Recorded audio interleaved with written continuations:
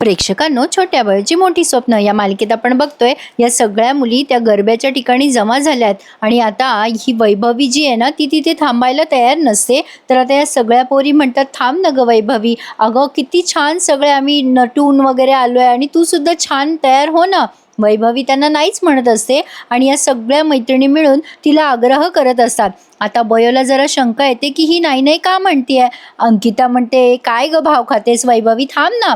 इरा पण म्हणते तिला, थांब न ग वैभवी, एवढं काय करतेस, इतकं काय भाव खातेस. पण एवढ्या सगळ्यांच्या आग्रहानंतर सुद्धा वैभवी काही तिथे थांबत नाही. इकडे पोटे सर अगदी आतुरतेने वैभवीची वाट बघताना आपल्याला दिसतात. त्यांना पूर्ण खात्री असते की वैभवी तिथे येणार. म्हणजे पण आता तेवढ्यात गौतमीचा आणि रमाकांतचा कॉल आलाय या पोटे सरांना. पोटे सर जीवावर आल्यासारखे फोन उचलतात. आता रमाकांत म्हणतो, ओ पोटे, आपल्याला आज आपलं काम करून घ्यायचंय बरं का. आता पोटे सर म्हणतात, आज मला जमणार नाही, मला जरा दुसरी कामं आहेत. गौतमी आता फोन घेते रमाकांतच्या हातातनं आणि म्हणते, पोटे, कसली कामं येतो तुम्हाला, हे काम महत्वाचं सोडून दुसरी कसली कामं करणार आहात तुम्ही पोटे. त्यावर पोटे म्हणतात, अरे असं कसं, मला माझी कामं नाहीत का. ते काही नाही, मला आज काम आहे आणि मला काही तुमचं काम आज जमणार नाहीये. म्हणजे काय प्रेक्षकांनो, यांना ते खोटे औषध आहेत ना ते सगळे सप्लाय करायचे आहेत ना दवाखान्यात, त्यासाठी हे चांगला मुहूर्त शोधत होते. तर आता गौतमी म्हणते, आज कोणीही नाहीये इथे, सगळे दांडियाच्या कार्यक्रममध्ये बिझी असतील. पोटे, तुम्हाला काय हरकत आहे हो आज काम करायला. पोटे म्हणतो, नाही, मला आज जमणार नाही म्हणजे नाही. गौतमी म्हणते, अहो एवढा चांगला चान्स मिळणार नाही नंतर. पोटे म्हणतो, तुमचं कितीही महत्वाचं काम असलं तरी मला आज काही वेळ नाहीये म्हणजे नाहीये. आता हा कट करून टाकतो पोटे फोन. पोटे आता फोन ठेवल्यावरती त्याच्याच आनंदात मस्त येतो. त्याला असं वाटते आज त्याच्या सगळ्या अतृप्त इच्छा पूर्ण होणार. असो, आता रमाकांत म्हणतो, याला न म्हणतात दैव देतं आणि कर्म नेतं, याला नक्कीच काहीतरी अवदसा सुचली आहे. गौतमी म्हणते, बघा ना, एवढा चांगला चान्स मिळालाय आणि हा काम करायला नाही म्हणतोय. तर आता पोटे गाणे बिणे म्हणायला लागलाय. प्रेक्षकांनो, या पोटेचा हा सीन जरा जास्तीच रंगवलाय त्यांनी. असो, आता बयो वैभवीला गाठतेच आणि म्हणते, काय ग वैभवी, काय झालंय तुला, तू का नाही येतेस आमच्या सोबत दांडिया खेळायला. तर आता वैभवी म्हणत असते, अगं मला काम आहे जरा. आणि आता बयो तिला म्हणते, वैभवी खोटं बोलू नकोस माझ्याशी, तू वॉशरूम मधून बाहेर आलीस तेव्हा तिथे पोटे सर सुद्धा होते, मी सगळं बघितलंय. आता मात्र वैभवी म्हणते, अगं काही नाही बयो, खरंच काही नाहीये. आता बयो म्हणते, वैभवी शेवटचं विचारते मी तुला, काय झालंय, बोलतेस की नाही. आता शेवटी बयो जोरात ओरडते वैभवीवर आणि मग वैभवी रडायला लागते मोठ्याने. आणि आता बयोला कळतंय की काहीतरी विपरीत घडलंय आणि आता वैभवी एवढी रडायला लागते बयोच्या जवळ जाऊन. तिला आता काही सुचेना, काय सांगावं बयोला, काय नाही. आता बयो म्हणते, बोल वैभवी बोल, अगं मी सुद्धा तुझ्यासारखीच मुलगी आहे, रडू नकोस, शांतपणे सांग. आता प्रेक्षकांनो, त्यांनी आजचा सीन आणि सगळा एपिसोड इतका सुंदर दाखवलाय. आता जेव्हा इकडे देवीची आरती सुरू असते तेव्हा वैभवी झालेला सगळा प्रकार बयोला सांगते. आता हे सगळं ऐकल्यानंतर बयोला खूप मोठा धक्का बसलाय. पोटे सारखा नराधम वैभवीला त्रास देतो म्हणजे काय. आता मला सांगा प्रेक्षकांनो, वैभवी घाबरट आहे ना म्हणून पोटेने एवढी हिंमत केली आहे. त्याने इराला नाही तर बयोला त्रास द्यायची हिंमत केली आहे का. तशी हिंमत तो कधीच करणार नाही. ही अशी लोक असतात ना, माणूस पाहून करतात असली कामं. तर आता ही बयो म्हणत असते, चल वैभवी आपण त्यांना धडा शिकूयात. पण आता वैभवी म्हणते, नको बयो, अगं ते माझ्या आई वडिलांना सांगतील सगळं, मला नापास करतील. आता बयोला नवलच वाटते की वैभवीवर केवढा परिणाम झाला या पोटेच्या बोलण्याचा. बघा प्रेक्षकांनो, आता बयो खूप छान समजवते तिला. बयो म्हणते, अगं वैभवी, अगं तू असा अन्याय सहन करतेस, हे जर तुझ्या आई वडिलांना कळलं तर त्यांना काय वाटेल. अशा चुकीच्या गोष्टी करायला पाठवले का त्यांनी तुला इथे. आणि आज जर त्या पोटेला आपण धडा नाही शिकवला ना तर तुझ्यासारख्या दुसऱ्या एखाद्या मुलीवर ते अन्याय करतील. नाही वैभवी, आज आपण नवरात्रात देवीची पूजा करतोय. अगं स्त्रीमध्ये देवीचा अंश असतो, तो अंश म्हणजे आपली ताकद आहे. आपला अंश जर जागा झाला ना तर कोणाची हिंमत होणार नाही या जगामध्ये आपल्यावर अत्याचार करायची. वैभवी, आज जर तू गप्प बसलीस ना तर तुझ्या देवीचा तो अपमान ठरेल, तुझ्यातल्या देवीचा अपमान. चल, आम्ही आहोत तुझ्या सोबत, आपण या अन्यायाला वाचा फोडूयात. पण आता इकडे ही वैभवी नाहीच म्हणत असते तरी सुद्धा बयोला. आता बघा प्रेक्षकांनो, इकडे पोटे सर खूपच आतुरतेने वाट बघतायत वैभवीची. तर आता वैभवी नाहीच म्हणत असते, तिला खूप भीती वाटत असते या पोटेची. आता बयो तिला इतकी छान समजवते पुन्हा एकदा, अगं वैभवी, अगं असं रडायचं नाही. अगं वैभवी, तुला भीती वाटणं साहजिक आहे. हे बघ, तुला रडू येणं सुद्धा साहजिक आहे, पण तू त्या नराधमांना धडा शिकवायचास वैभवी. अगं तुला भीती वाटणं काही चूक नाहीये. अगं वैभवी, तुझ्यात निर्भय होण्याची ताकद आहे. अगं महाकालीचं रूप शिवाच्या सोबत हे विश्व निर्माण करणे. अगं वैभवी, महाकालीचं रूप आठव. शिवाच्या बरोबरीनं अगदी विश्व निर्माण करायचं काम हाती घेणं आणि त्याच जगातल्या महिषासुराचा वध करणाऱ्या देवीच्या लेकी आहोत आपण, आणि आपण हार मानायची वैभवी. नाही वैभवी, असं नाही चालणार. असंच जर आपण वागत राहिलो ना तर आपल्याला देवी कधीच माफ करणार नाही. तू चल माझ्यासोबत. वैभवी म्हणते, अगं पण बयो, आपण काय करणार आहोत?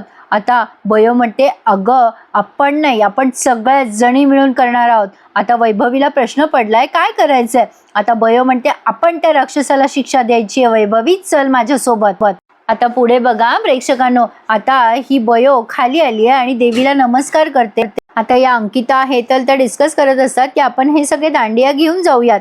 आता बयो देवीला नमस्कार करते आणि अंकिताला म्हणते, अंकिता नाही, तू आता दांडिया घेच, कारण आपल्याला दांडियाची गरज पडणारच आहे. आता इरा म्हणते, काय बोलतेस बयो तू? आता प्रेक्षकांनो, त्यांनी आपल्याला ऐकवलं नाहीये, पण आता बयो या सगळ्यांना सगळं काही सांगते आणि आता या सगळ्याच्या सगळ्या पोरी वैभवीचा बदला घ्यायला चालल्यात आणि आता या पोटेला अद्दल घडवायला चालल्यात. प्रेक्षकांनो, असंच जर बयो, अंकिता, हेतल, इरासारखं जर प्रत्येक मुलीने ठरवलं ना तर कुठल्याच मुलीवर अत्याचार या जगात होणार नाहीत. आज मला या सगळ्या पोरींचं खरंच कौतुक करावंसं वाटतंय. अतिशय अप्रतिम भाग त्यांनी दाखवलाय. आता सगळ्याच्या सगळ्या पोरी वैभवीला समोर करतात आणि आता त्या टिपऱ्या वगैरे घेऊन त्या वैभवीच्या मागे आहेत. आता पोटे सर वैभवीची वाट बघत असतात. आता पुढच्या सीन मध्ये आपण बघतोय प्रेक्षकांनो, पोटे सर वैभवीशी पुन्हा एकदा असभ्यपणे म्हणजे वागायला लागतात.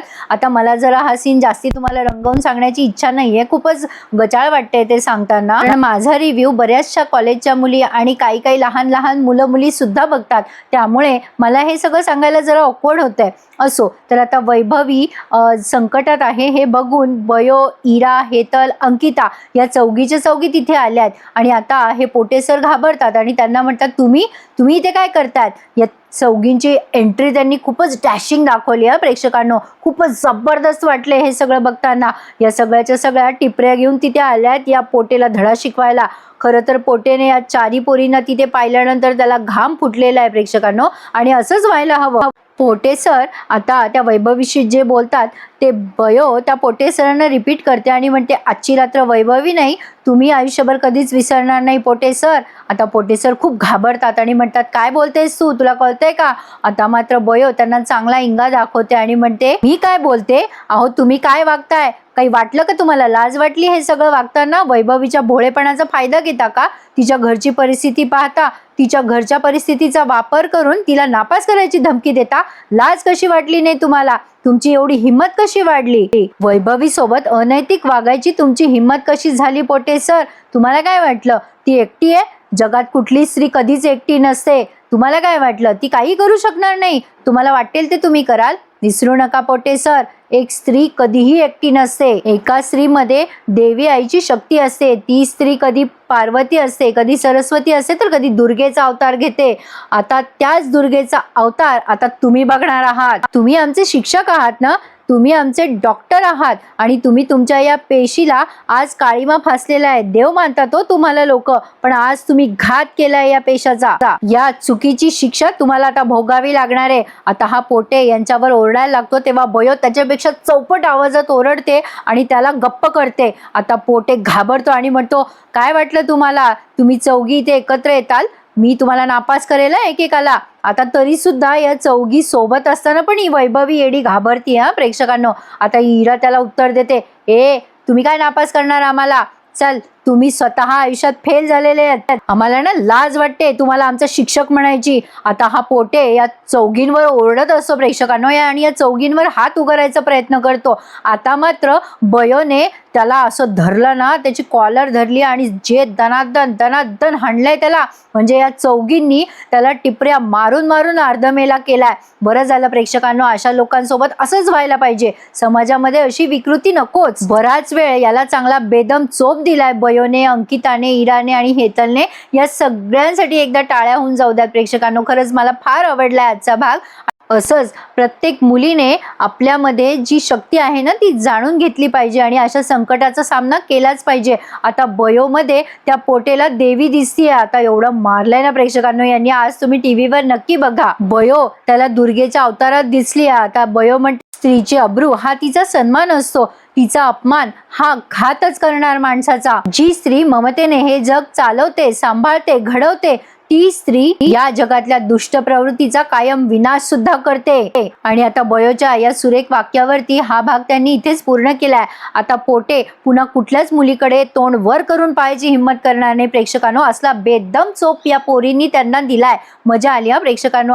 खरंच या सगळ्या पोरींचं पुन्हा पुन्हा कौतुक करावंसं वाटतंय. तर आता पुढच्या भागात आपण बघणार आहोत हा विशाल इराला खरं खरं सांगायचा प्रयत्न करतो. इरा मला तुला काहीतरी सांगायचंय. खरं तर मी तुला हे सगळं आधीच क्लिअर करणार होतो. आपल्यामध्ये हे जे काही सुरू आहे ना, आता ही इरा उत्सुकतेने ऐकायचा प्रयत्न करते की विशाल काय सांगतोय. पण काय वाटतं प्रेक्षकांनो तुम्हाला, बयो विशालला सांगू देईल का हे सगळं सत्य, म्हणजे त्याचं आणि विशालचं म्हणजे बयोचं आणि विशालचं एकमेकांवर प्रेम येते. बघूयात पुढच्या भागात काय घडतंय ते. आजचा भाग कसा वाटला मला आवर्जून कमेंट करून कळवा प्रेक्षकांनो. आणि आता भेटशीचा रिव्ह्यू थोड्याच वेळात तुम्हाला देते. आज खूप उशीर झाला मला. काय ना प्रेक्षकांनो, घरी नवरात्र आहेत, घट बसलेत, रात्रीच्या आरत्या असतात. माझ्या मैत्रिणी कदाचित मला समजून घेतील, तरी सुद्धा वेळात वेळ काढून मी प्रयत्न करते तुम्हाला रिव्ह्यू देण्याचा. आजचा भाग कसा वाटला आम्हाला कमेंट करून नक्की कळवा. आणि तुम्हा सगळ्यांना इन ॲडव्हान्स मध्ये हॅपी दसरा. धन्यवाद.